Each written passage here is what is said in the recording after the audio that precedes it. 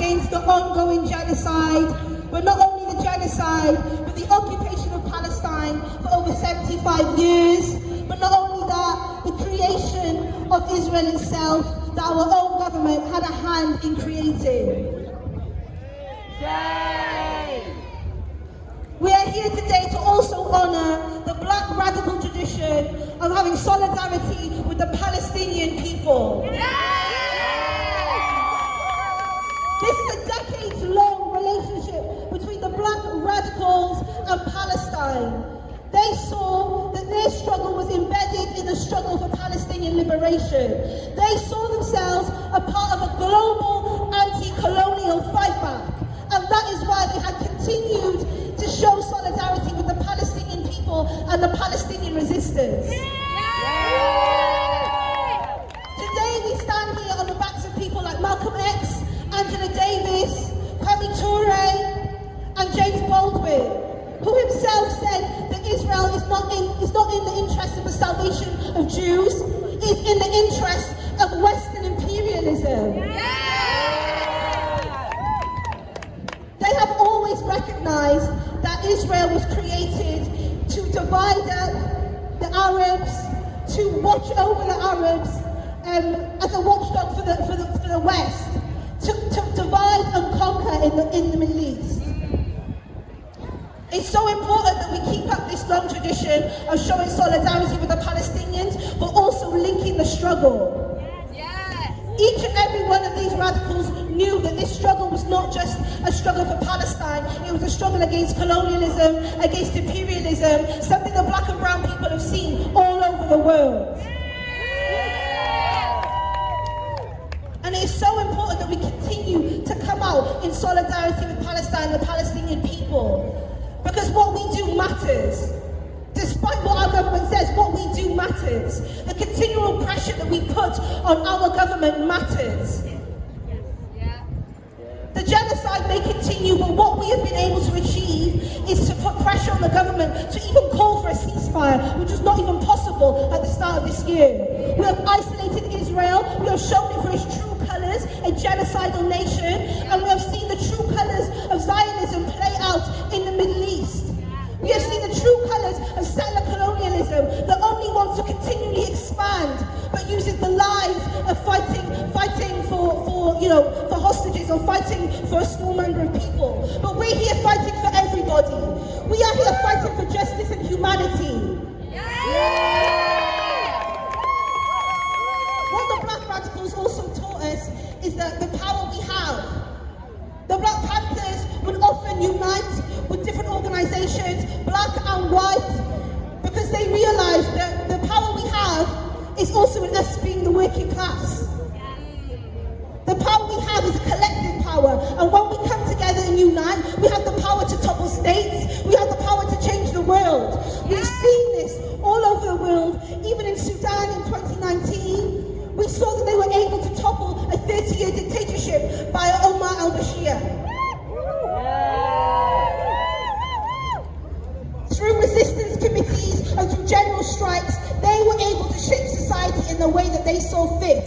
They were able to shape society in the way that benefited them. So I want to introduce our next speaker. She is part of Cardiff for Sudan, a campaign that we've been running in Cardiff for a long time, that's brought the Sudanese community together with the Palestinian Palestinian solidarity movement. So I want to introduce our next speaker, Marwa. Often my speeches highlight the similarities in the Sudanese and Palestinian struggles, that we must fight together and that one will never be free without the other. But the connection of black and Palestinian struggle is not new. The connection did not start with the 2 militia war in Sudan or the genocide that we see taking place in Palestine today. There is a long historic alliance between black and Palestinian activists rooted in the global fight against racism and imperialism. We have icons such as Malcolm X, who stated in Cairo in 1964 that the problem in Palestine is not a religious problem. It is a question of colonialism. It is a question of people who are being deprived of their own land. That was in 1964, and until now we are here fighting against the same system. The system that have both Palestinian and black people, the victims of discrimination, of violence, of oppression and injustice. We have other incredible role models, such as the Black Panthers, who believe that the power, as Kubina said, is within the oppressed people when we are united. The Black Panthers' support for Palestine was not just a political statement, it was a commitment for justice and for human rights for everyone. And decades onwards, the commitment for fighting for justice continues. It runs deep within us. We see it here in Cardiff every single Saturday, that we keep fighting, and we will always keep fighting until we beat this system and we achieve justice for everyone. The Black and Palestinian liberation is interconnected. So today, Cardiff, when we march, as we unite in solidarity, we must amplify each other's voices. We must make our demands really clear. That we demand for a ceasefire. We demand to stop this genocide. We stand against racism. We stand against colonialism and imperialism. Up, up! Liberation! Down, down! Occupation! Up, up! Liberation! Down, down! Occupation! Talk about the importance of linking the struggle, but also the importance of the working class in those areas. When we talk about the freedom of Palestine, we talk about how the Arab working class are the key to the freedom of Palestine. The Arab working class are the ones who could overthrow their rulers. The Arab leaders at the top are in the pockets of imperialism. The ones that we look to for strength are the Arab working class, who continually fighting in their own nations for freedom, but also fight for the freedom of Palestine.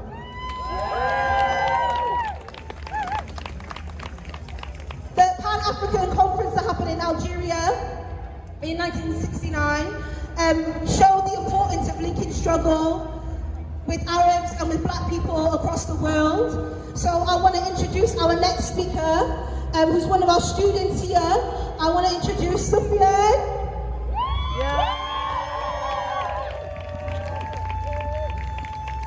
Hello everyone. So my speech isn't really prepared, and it won't be really long because everything has been done, I feel. I just wanted to talk today about the fact that the Palestinian fight, the Palestinian solidarity movement is indeed an international movement. It is indeed multicultural, but we shall not forget that it's also the fight of Arab people, because Palestinians are Arab, and it is important, I feel, that we still keep that in mind.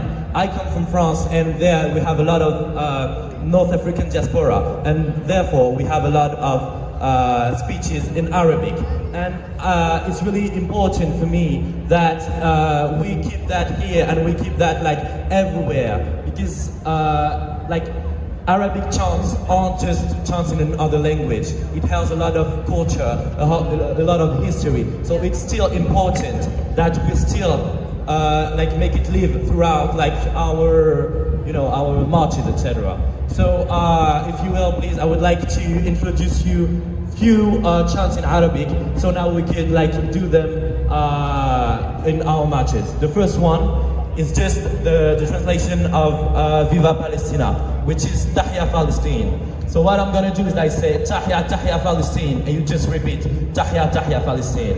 Okay? Tahya, Tahya Palestine!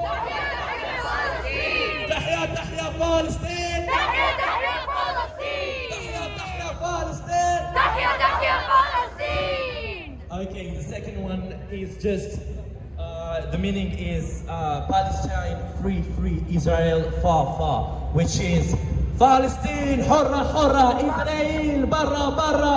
Palestine, hurra, hurra, Israel, barra, barra! Palestine حرة حرة إسرائيل. Barra, barra! Palestine حرة حرة. Israel, barra, barra! Palestine Hurra, hurra, Israel, barra, barra! And the last one just means from the river to the sea. It's just من المياه المياه, and you say Palestine عربية. من المياه المياه. Palestine Arabia!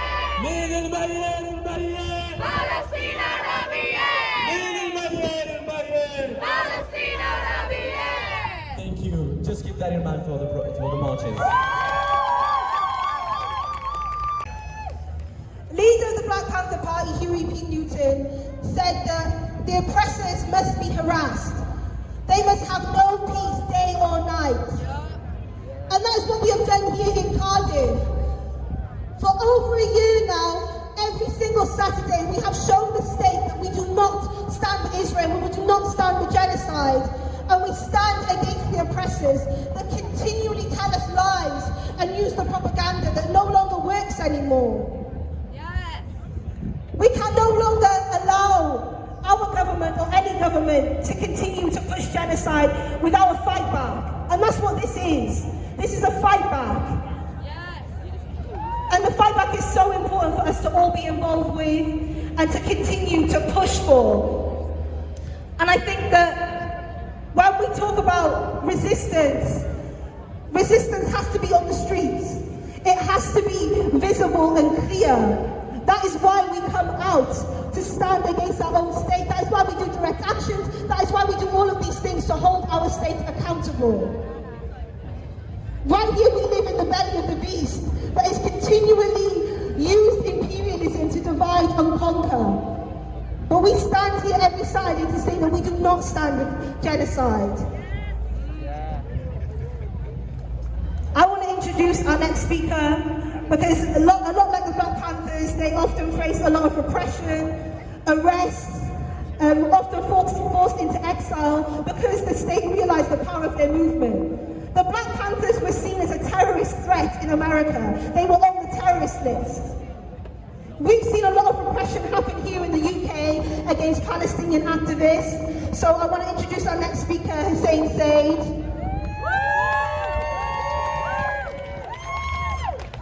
Hello everyone, thank you for coming.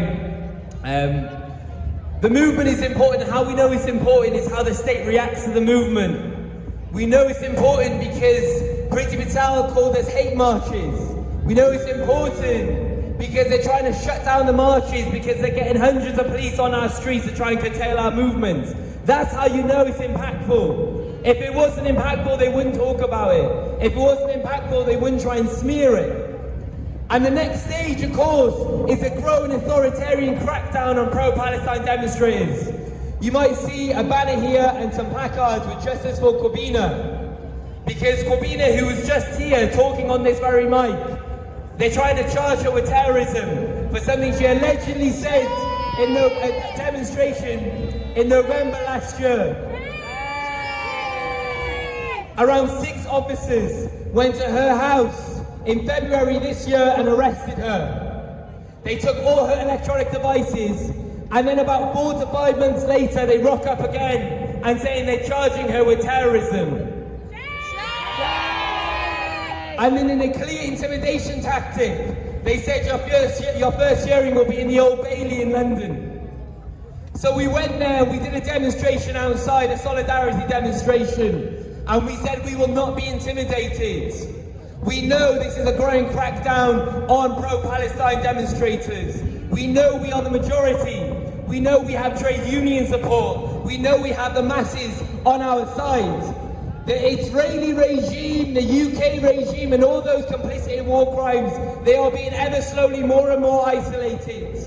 But this is an international crackdown. There is an anti-Zionist Jewish documentary maker in Germany, Dror. He is being prosecuted for tweeting from the river to the sea in Germany. You also saw a lecturer in Portsmouth University. They fired her for apparently supporting terrorist organizations. See, she went to the tribunal and she won her case. And that's the power we have. That was behind a movement of people, a campaign for her innocence.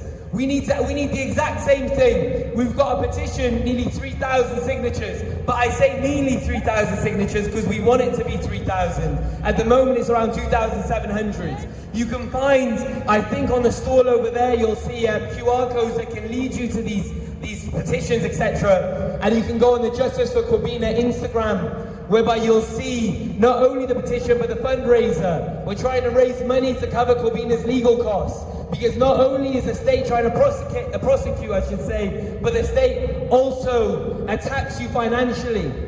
And they try to put you in debt, they try to make legal representation unaffordable, they smash legal aid, they destroy legal aid, so they make it even harder to get representation and any access to justice. But we say we're the access to justice. We'll give that access to justice. So I want people to look at that, like it, share it. And I just want to finish and say also there is a demonstration, an anti-fascist demonstration in London on the 26th of October. There you can find leaflets here and also on the stall. We're trying to arrange, or we are arranging coaches to go up to London to actually, to actually oppose Tommy Robinson. Tommy Robinson, the well-known fascist and racist, has called for a demonstration in London, in the centre of London, in Trafalgar Square. Around 3 months ago, he had about 20,000 people turn up. We did an anti-fascist demo against him, and we only got about 3,000 to 5,000. We want this to be the biggest anti-fascist demonstration there has been since Cable Street in 1932, when they took down the Nazis and shouted them off our streets. We want the same level of movement here. The fascist Tommy Robinson cannot, and his cronies cannot believe and cannot feel they are allowed to walk on our streets shouting the most Islamophobic, hateful, racist rhetoric you can imagine and not be told you are not welcome. We have to show him that a mass movement, we are the majority, they are the minority. We showed that in Cardiff. We had about 500 people come out in often days' notices when the fascists were saying they were going to mobilise in our city. But we need those same amount of people on the coaches. There's no reason not to. Tommy Robinson is a threat to our, every single minority in the UK. He's a threat to democracy. He's a threat to our civil liberties. And we need to get as many people to shout him off the streets. There will be thousands upon thousands of us, so do not worry about safety. There will be so many of us, we will outnumber them. But we want as many people to outnumber them as possible to say once and for all, no fascist scum on our streets. So thank you for coming out, and let's keep going. So I want to see everyone there in London next week on the 26th on Saturday opposing Tommy Robinson. Free, free! Palestine! Free, free! Palestine! And I'll finish with this actually. Tommy Robinson in that 20,000 man demonstration, he said that look at London, this is what we want to see, not a Palestinian flag in sight. On the 26th of October we'll have a Palestine block on the march. So let's show Tommy Robinson what London and the UK should look like, and that's draped in Palestinian flags.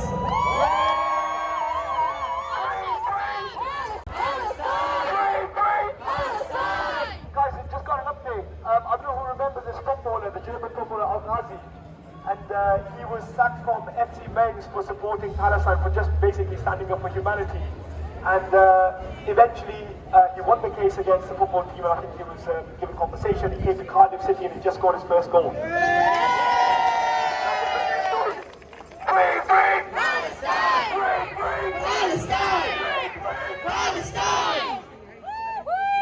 In 1969, the Black Panther Party organised the United Front Against Fascism Conference.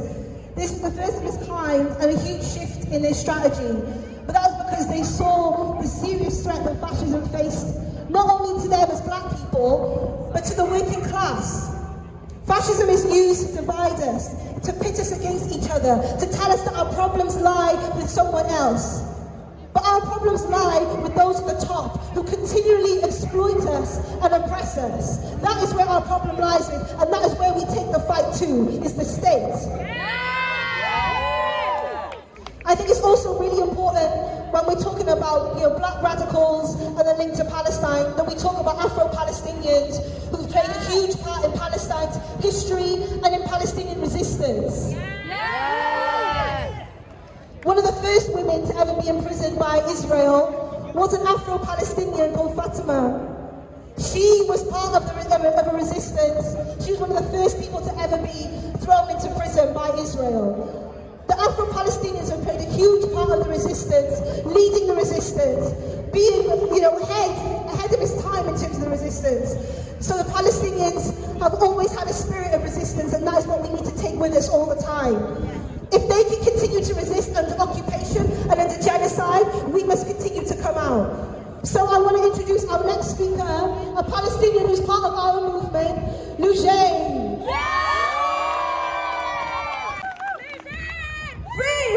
Palestine! Free, free! Palestine! So now, and what we're seeing is that the Zionist entity, if anything, have become more emboldened in their actions.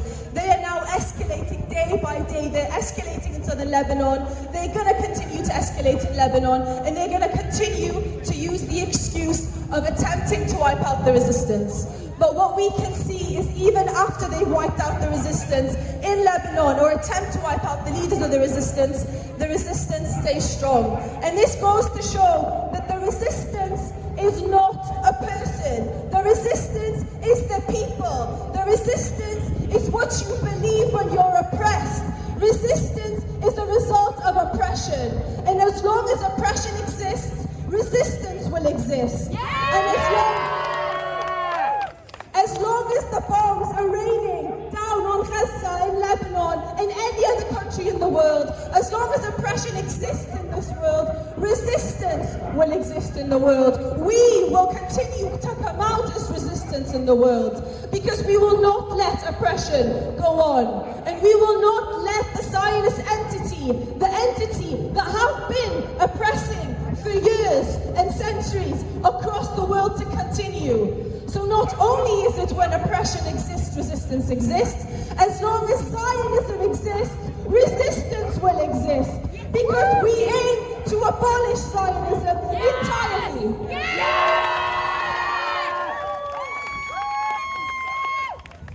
And we've seen the attacks on the leader of the resistance in Palestine, and we've seen everything that's happening, and we've seen how the resistance have fought to the very, very last minutes that they could possibly fight. And what we're doing here is also resistance in a way, shape and form. Everything that you do is resistance. Wearing your kufiya is resistance. Talking to people about Palestine is resistance. But in order for us to escalate, in order for us to weaken Zionism, in order for us to completely dismantle this colonial hierarchy of Zionism, we must strategically begin to target institutions. We must begin to target financial institutions that are related to Zionism, that invest in Zionism. We must make it socially, politically, and financially disastrous for anyone to associate with Zionism, because Zionism equals death and oppression.